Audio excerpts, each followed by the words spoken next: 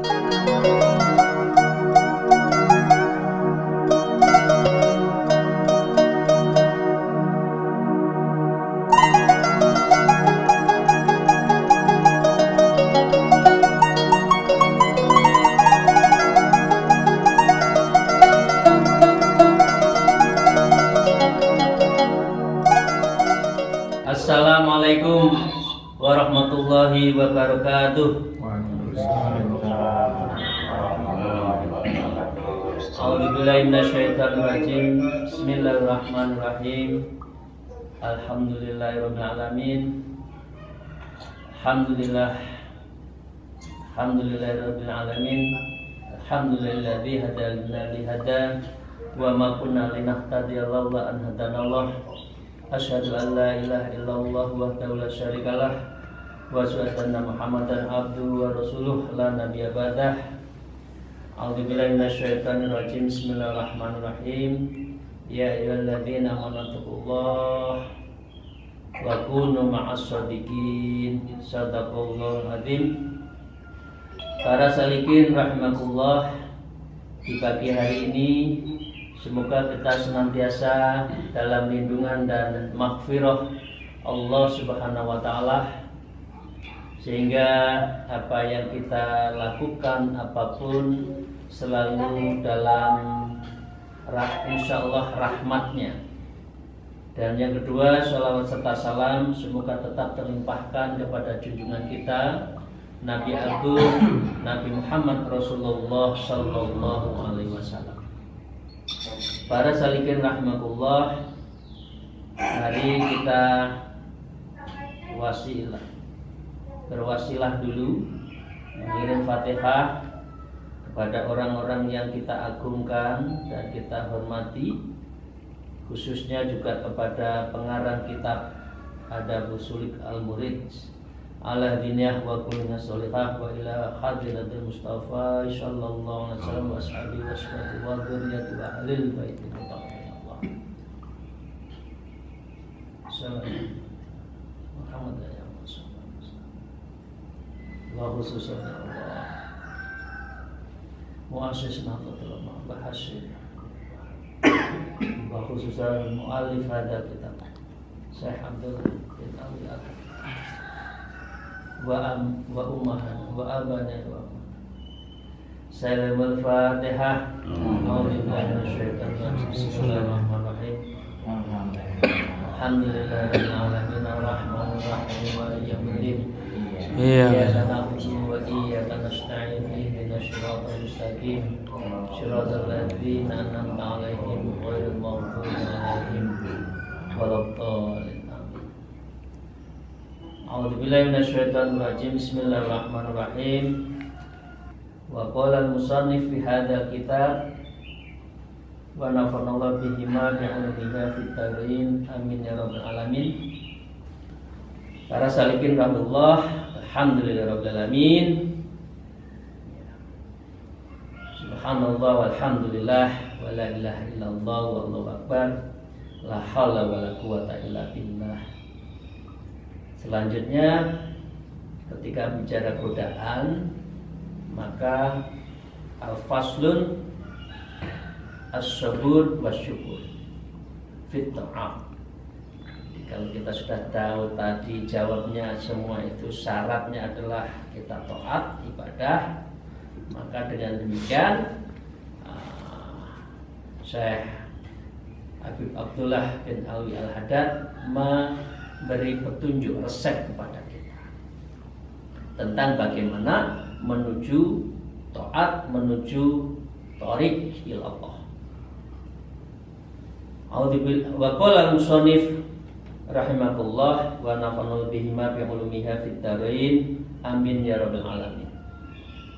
Wa'lam ayyuhal murid annal awwalut thariq sabrun wa akhiruha syukrun wa awwalaha ana'un wa akhiruha hana'un wa awwalaha ta'abbun wa nasabun wa akhiruha fathun wa kasfun wa wusulun ila nihayatil aroba. Saya ulang, ila nihadil arab wa dzalika ma'rifatullah wal husul ilaihi wal unsu bihi wal wukufu fi karimin khadrati ma'a malaikati baina yadayhi. Ini lanjutannya para salikin rahimakumullah. Wa'lam, ketahuilah wahai para salik yang kita semua, wahai para murid, wahai orang yang mendekatkan diri pada Allah, wahai orang yang mulai sadar, mulai berpaling urusan dunia, sekarang mempersiapkan diri pada akhirat. Anna awwalat tariq sabr. Sesungguhnya awal orang berjalan kepada Allah, tariqul man salaka tariqan fihil ya falyatamisu fihi ilman falyatamisu sahlallahu tariqan ila jannah. Jadi barang siapa yang berjalan menuju Allah, yang di dalam jalannya itu, artinya bertorikohnya itu ada ilmu yang mendekatkan diri pada Allah, sahlallahu tariqan ila jannah, maka orang ini akan dipermudah oleh Allah untuk masuk surga. Torikoh ila jannah. Jadi Bapak Ibu sekalian, torikoh ini ada ajaran Islam. Torikoh ini adalah ajaran Rasulullah. Dalam arti khusus, dalam arti umum ya torikoh jalan menuju Allah. Tapi jalan menuju Allah yang dipelajari di pondok-pondok para mursyid itu ya sehari-hari mendekatkan diri kepada Allah. Ingat, anna awlat tariq, orang yang bertorikoh, orang yang berjalan menuju Allah itu sabrun, sabar. Memang orang yang berjalan menuju Allah itu berat. Biasanya nyantai malam hari harus bangun. Biasanya asik ya 7-8 jam di hadapan TV, nonton drakor ya, nonton film, nonton drama-drama, ya baca Quran aja. Biasanya pikirnya biasa-biasa, sekarang harus ditambah dengan beberapa amalan-amalan berat. Jadi orang yang berjalan menuju Allah itu memang berat.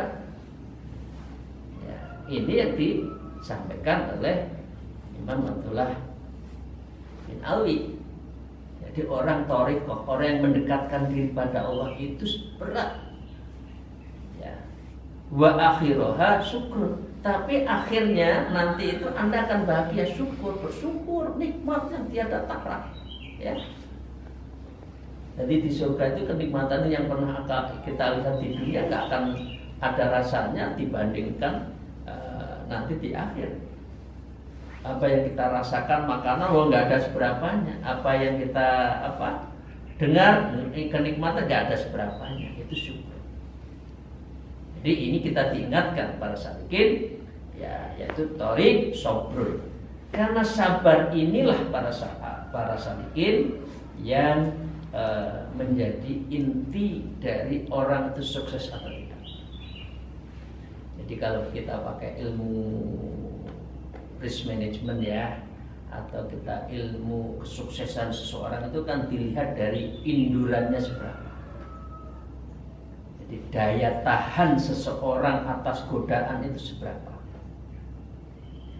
Daya self defense-nya seseorang itu atas godaan seberapa.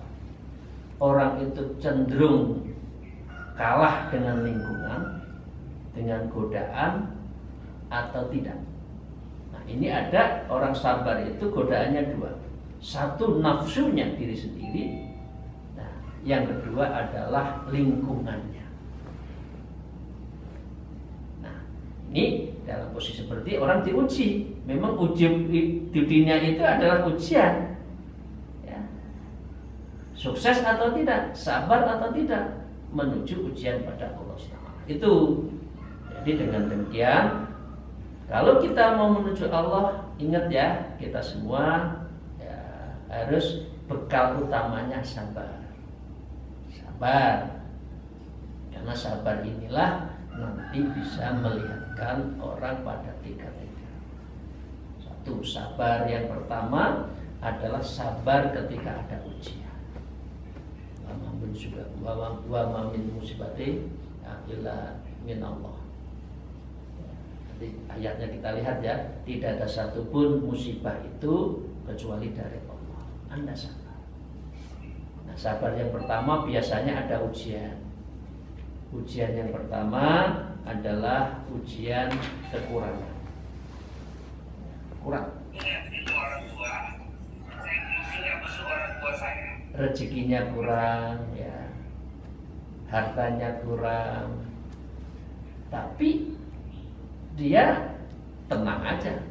Bagi yang beriman, bagi kalau sudah wukuf, bagi orang sudah syukur, sudah memaknai ridha Allah, itu biasa aja, dan itu biasa dilakukan, dirasakan. Orang itu serba kekurangan, namanya manusia itu dasarnya sifatnya serba kurang ya. Yang kedua, sabar di dalam melaksanakan amal, di dalam beribadah. Di sini kita diuji. Sabar enggak berzikir ketika 5.000, 11.000 itu? Jangan-jangan hatinya, lu kok enggak cepet-cepet, lu kok enggak selesai-selesai. Ini bagian dari sabar. Orang malam hari, cepet banget ya. Padahal sholatnya itu beberapa kali, berapa salam. Kalau orang suluk ya, ini masih 3 salam kok berat. Ya, kepala sudah tengkluk ya. Ya.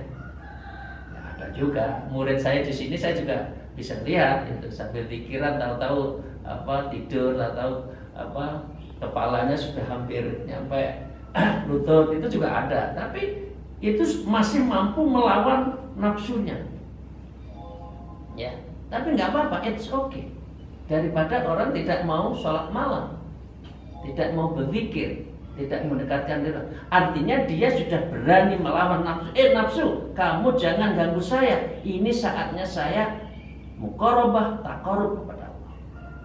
Walaupun setan terus ganggu kan, ya, ya. Itu. Dan biasanya orang seperti ini, ya karena ada keinginan, ada perintah, kemudian dia mampu melaksanakan. Seperti bapak-bapak, sahabat-sahabat yang kerja di mana saja, di BUMN, di perguruan tinggi, di birokrasi, kan berat kan? Menjalankan tugas itu kan berat kan? Tapi karena Anda punya motivasi, kalau ini nggak saya kerjakan, kondite saya, PDLT saya akan terganggu. Jadi PDLT apa ya? Prestasi, dedikasi, loyalitas tak tercela, kira-kira gitu kan dulu. Karena itu ya dijalankan. Nah, ini bagian dari sabar menjalankan tugas, sabar dalam beribadah, sabar dalam mendekatkan diri pada Allah. Nah, yang ketiga itu sabar meninggalkan larangan Allah. Ini yang berat. Jadi orang bisa sukses yang pertama, karena dia sudah biasa. Gimana bentino manganku bertahu tempe, rezeki semini harus cukup ya. Nggak usah magrok-magrok, enggak. Artinya dia kuat ya ketika diuji. Tapi yang kedua, ketika diuji menjalankan tugas, alhamdulillah sukses, induran, dia sabar. Tapi begitu yang ketiga, sabar meninggalkan larangan dan ini melawan hawa nafsu, orang tergelincir di sini. Karena itu kata Rasulullah, habis itu kita perang yang besar, dan perang yang besar kita itu adalah melawan hawa nafsu. Karena dilarang itulah enak, nah, gitu kan banyak kan? Ya, orang-orang yang suka khamr itu ya, dilarang jadi enak. Jadi godaannya itu semakin kuat. Orang kalau puasa larangannya ini. Tapi bayangannya kan, oh ini makanan ini enak ya. Orang haji umroh ada larangan ini, larangan itu, tapi tergoda juga kan gitu. Jadi dengan demikian Bapak Ibu sekalian, Sabar itu baik di dalam taat, ya, ibadah, dan sabar dalam hal melawan hawa nafsu dan maksiat. Nah, dengan demikian maka yang disebutkan oleh Syekh Abdillah Al-Abi Al-Haddad ini menyebutkan anna awal tarik sabr. Awal dari orang yang berjalan pada Allah itu adalah sabar. Jadi orang tarekat sih biasanya sasarannya 3, yang sabar, yang ikhlas, yang istiqomah. Nah ini satu kata. Orang kalau nggak sabar dia nggak akan ikhlas. Ya, yang kedua. Yang ketiga, dan juga tidak akan istiqomah, ajab. Karena ini menjadi bagian dari apa yang dia jalankan kepada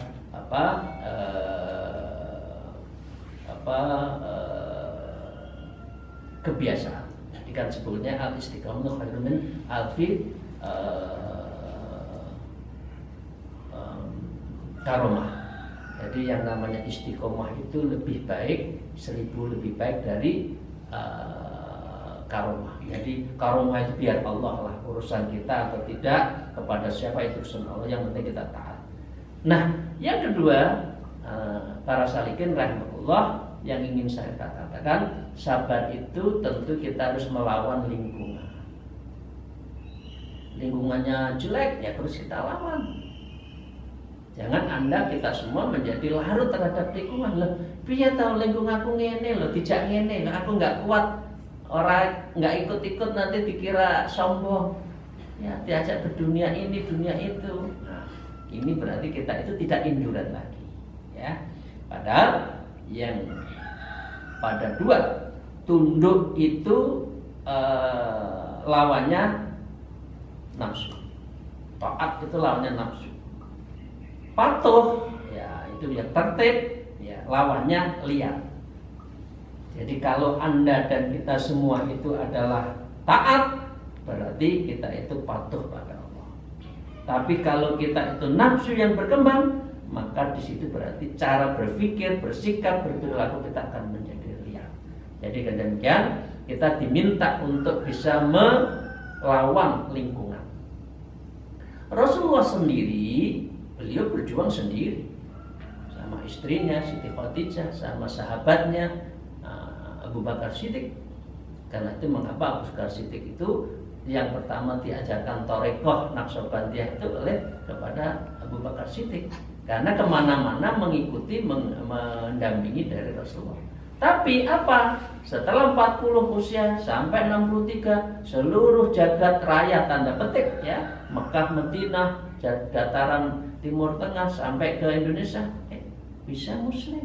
Karena apa? Kesabaran berjuang dan kesabaran Rasulullah untuk melawan lingkungan yang waktu itu adalah kafir Quraisy itu. Tapi sabar dia lakukan. Allah berfirman, A'udzubillahi minasyaitonir rajim, ya ayyuhalladzina amanu 'alaikum anfusakum la yadurrukum man dhalla idza tadaitum illallah marjukum jami'an fa yunabbi'ukum bima kuntum ta'malun. Ya ayyuhalladzina amanu, wahai orang yang beriman, alaikum anfusakum, karena itu jagalah dirimu dari apa? La yadurrukum man dhalla idza tadaitum. Jadi karena orang yang sesat itu tidak akan membahayakanmu apabila kamu itu telah mendapat petunjuk. 1000 kali orang memperdaya kita, kalau kita terus berupaya dekat dengan Allah, mental. Ya, bahasa Jawanya itu nggak ngepek, nggak ngaruh, nggak apa-apa. Ngaruh, ya. Karena apa? Kita sudah berikrar hanya Allah, berikrar ibadah, berikrar mendekatkan dari Allah. Meskipun banyak orang yang mengajak orang itu yang durkum, orang yang Anda disesatkan, ya. Karena apa? Kita sudah mendekatkan ilallah marjukum jami'an, karena kita kembali pada Allah lah tempat kita itu kembali, ya. Fayunabbi'ukum bima kuntum ta'malun, dan Allah itu akan tahu siapapun kepada kita apa yang kita kerjakan. Nah, itu yang pertama ya. Yang kedua, jadi yang pertama itu kuatkan lingkungan. Bukan lingkungan, lawan lingkungan. Jangan larut dengan lingkungan. Ya, lingkungan gini kita justru how to influence. Bagaimana kita itu mempengaruhi lingkungan. Jangan kita terpengaruh lingkungan. Ciptakan lingkungan. Jadi the make of environment, to environment. Jadi ciptakan sebuah lingkungan. Jangan Anda itu larut di dalam lingkungan. Kalau pondok, maaf kalau kantor belum ada kajiannya, ya dikasih kajian. Habis sholat, ayo 5 menit 10 menit. Ini jangan larut, ya kan? Yang kedua, orang yang kuat, yang sabar, orang yang kuat di dalam melawan hawa nafsu itu apabila dia itu adalah yang namanya kuat melawan hawa nafsu. Jadi kan Rasulullah berfirman kan, Rasulullah bersabda, ya laisa sadid bisun'ati. Ya, bukan orang yang kuat. Ya, kalau kamu itu menang dalam surah pertempuran, gelut, banting-bantingan, kemudian saya menang, itu bukan orang yang kuat menurut Rasulullah. Dan ini bagian daripada kita sabar menuju Allah tadi. Innamas sadid alladzi may yamliku nafsahu indal ghadab. Tetapi orang yang dianggap kuat adalah orang yang bisa yamliku nafsahu indal ghadab, yang bisa mengendalikan diri ketika marah. Bukan berarti kita tidak boleh marah, boleh. Cuma bagaimana mengendalikan ghadab. Kemarin di kitabnya Imam Ghazali disebutkan ghadab ini, syahwat dan ghadab ini adalah penyeimbang. Jadi kalau Anda naik sepeda, ya syahwat dan ghadab itu kayuhnya. Ya, kayuhnya. Ada keseimbangan. Kalau nggak ada kayuh, nggak pelaku. Anda nggak akan ada motivasi. Kita nggak akan ingin maju. Syahwat, ghadab, dimarahin, jangan difitnah, ya, keluarga diambil orang lain dengan cara nggak benar, jangan marah, jangan tidak marah, ya harus marah, cuma marahnya itu wal adi minal ghadab. Jadi yang namanya ini adalah mayam likun nafsu indal ghadab, yang mampu mengendalikan diri ketika marah. Marah boleh menemani manusia. Dan marah itu mengendalikan hawa nafsu itu bagian dari orang yang bertakwa. Ya, orang yang bertakwa itu salah satunya cirinya adalah alladzina yunfikuna fis-sarra'i wad-dharra. Berinfak dalam keadaan apapun, ya el-zawalah, kira ya, zakat dan wakaf itu harus ringan, ya.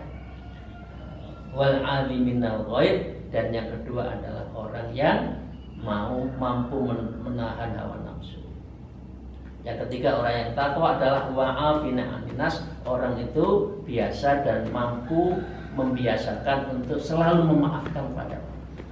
Tidak usah dendam. Tidak usah ya, Allah boten sare. Allah yang akan membalasnya. Oke. Jadi dengan demikian, yang kedua, dua hal yang ingin saya sampaikan. Sabar itu yang pertama adalah menyangkut kesabaran, bentuknya ada 3 tadi, ya, ada sabar kekurangan, sabar dalam taat, sabar dalam melawan hawa nafsu. Yang kedua, kita harus mampu mengendalikan lingkungan. Yang ketiga, kita adalah mampu menahan nafsu, ghadab, dan itu menjadi perangkap kita untuk tidak berbuat baik. Jadi itu para salikin rahimahullah. Nah, setelah itu wa akhiruha syukrun. Kalau sudah seperti itu, maka akhir dari semua perjuangan itu bahagia. Jadi kebahagiaan itu akibat dari semangat kita untuk berjuang mendekatkan diri pada Allah, muqarrabah kepada Allah. Jadi itu. Dan caranya untuk sabar dan juga melawan hawa nafsu tadi harus riyadhah. Ya tirakat lah bahasa Jawanya, tirakat sing akeh ya, riyadhah. Muga-muga dengan riyadhah itu biasanya orang tua kita ngajarin kan, dengan riyadhah itulah Anda nanti akan diberi jalan. Oke, saya lanjutkan. Wa awwalaha ana'an wa akhirah hana'an. Jadi awal thariqah, orang yang thariqah setelah sabar nanti ujungnya syukur. Yang kedua, awalan ana'ah, awalnya Anda adalah ada rintangan ya, tapi ujungnya hana'an, hani. Ini kalau ada namanya orang itu hani itu, maka artinya orang itu bahagia. Hani, hana'an. Jadi orang yang banyak rintangan, maka biasanya akhirnya itu adalah bahagia. Apa itu? Peribahasanya berakit-rakit ke hulu, bersenang-senang ke tepian. Jadi sakit-sakit dulu lah, harus nggak apa-apa, dari eselon 4 dulu, lama-lama kan ke eselon 1, nggak apa-apa, ilmu rezekinya segini lama-lama. Dan sabar. Oke. Wa awwal ta'abun wa nasabun wa akhiraha fathun. Ya, wa awwalaha ta'bun. Ya, awalnya Anda penuh keletihan, kesusahan, ya. Wa nasabun. Ya. Wa akhiraha, ini penting, ya. Ini udah masuk ke suluk, ke thariqah, ke tasawuf. Wa akhiraha fathun wa kasfun wa fusulun ila nihayatil arab. Orang yang sabar, orang yang mampu mengendalikan diri, orang yang mampu melawan lingkungannya dan mampu mengendalikan nafsu, ya, dia akan bahagia. Akhir dari semua itu adalah fathun. Jadi dibukakan pintu hati kita. Ini pengertian namanya tazkiyatun nafs wa tasfiyatul qalbi, itu syaratnya sabar tadi. Sabar terus mencari Allah, sabar terus mendekatkan diri Allah, sabar terus muqarabah. Karena itu muqarabah di dalam ilmu tasawuf naqsyabandi itu sampai 6 tingkat. Ya. 6 tingkat, yaitu yang pertama muraqabah af'al, sifat, ma'iyah, akadiyah, apa itu akrobiyah, dan yang terakhir itu ada 6 tingkatan. Itu berarti fathun, artinya dibukakan pintu di dalam mendekatkan diri pada Allah. Wa kasfun, orang seperti ini nanti adalah kasfun, dibukakan, disingkap rahasia-rahasia Allah kepada seseorang. Jadi orang yang fathun wa kasfun itu prosesnya panjang, dia harus melalui thariqah pengertian umum dan pengertian khusus, khususnya yang khusus, baru nih dia itu fathun wa kasfun. Fathun wa kasfun di dalam ilmu tasawuf thariqah itu prosesnya ada 4 sampai ke tingkat kasfun ya. 1 riyadhah, 2 mujahadah, 3 muqarabah, 4 musyahadah, 5 mukasyafah. 5 tingkatan ya. Kalau di dalam ilmu tasawuf, ilmu thariqah, riyadhah dulu ya, prihatin, mujahadah tertanam malam hari, siang zikir terjadwal, muqarabah mendekatkan diri Allah 6 tingkatan tadi. Baru dari situ musyahadah, menyaksikan Allah, yaitu makrifah kan.